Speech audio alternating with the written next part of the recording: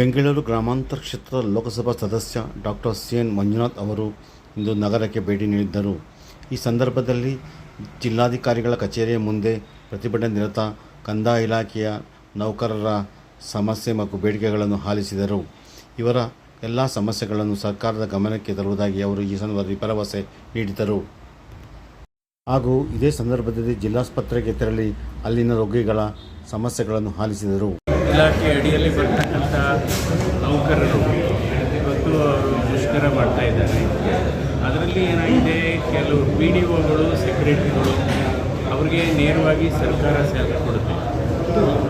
ನಂತರ ಇನ್ನೊಂದು ಕ್ಯಾಡರ್ ಏನಿದೆ, ಮಿಲ್ಲಿಂಗ್ ಆಗ್ಬೋದು ಅಥವಾ ವಾಟರ್ ಮ್ಯಾನ್ ಆಗ್ಬೋದು ಅಥವಾ ಡೇಟಾ ಎಂಟ್ರಿ ಆಪರೇಟರ್ ಇದ್ದಾರಲ್ಲ, ಸೊ ಅವರಿಗೆ ಸ್ಥಳೀಯವಾಗಿ ಗ್ರಾಮ ಪಂಚಾಯತಿಯವರೇ ಅವ್ರನ್ನ ಅಪಾಯಿಂಟ್ಮೆಂಟ್ ಮಾಡಿ ಅವರಿಗೆ ಕೊಡ್ತಾ ಇದ್ದಾರೆ. ಬಟ್ ಏನಾಗಿದೆ, ಅವ್ರಿಗೆ ಪ್ರತಿ ವರ್ಷ ಅವ್ರದ್ದು ಸ್ಯಾಲ್ರಿ ಇನ್ಕ್ರೀಸ್ ಆಗ್ತಾ ಇಲ್ಲ. ಪರ್ಟಿಕ್ಯುಲರ್ಲಿ ಯಾರು DEOಸ್ಗೆ, ನಂತರ ಬಿಲ್ ಕಲೆಕ್ಟರ್ಸ್ಗೆ, ನಂತರ ವಾಟರ್ ಮ್ಯಾನ್ ಅವ್ರಿಗೆ ಇವಾಗ ಏನಾಗುತ್ತೆ, ಇವತ್ತು ಸೇರಿದವ್ರಿಗೂ 17,000 ಇರುತ್ತೆ. ಇನ್ನು 5 ರಿಂದ 10 ವರ್ಷ ಕೆಲಸ ಮಾಡಿದವ್ರಿಗೂ 17,000ನೇ ಇರುತ್ತೆ. ಹೀಗಾಗಿ ಒಂದು ಸ್ಲ್ಯಾಬ್ ಸಿಸ್ಟಮ್ನ ಇಂಟ್ರೊಡ್ಯೂಸ್ ಮಾಡೋದು ಬೆಟರ್.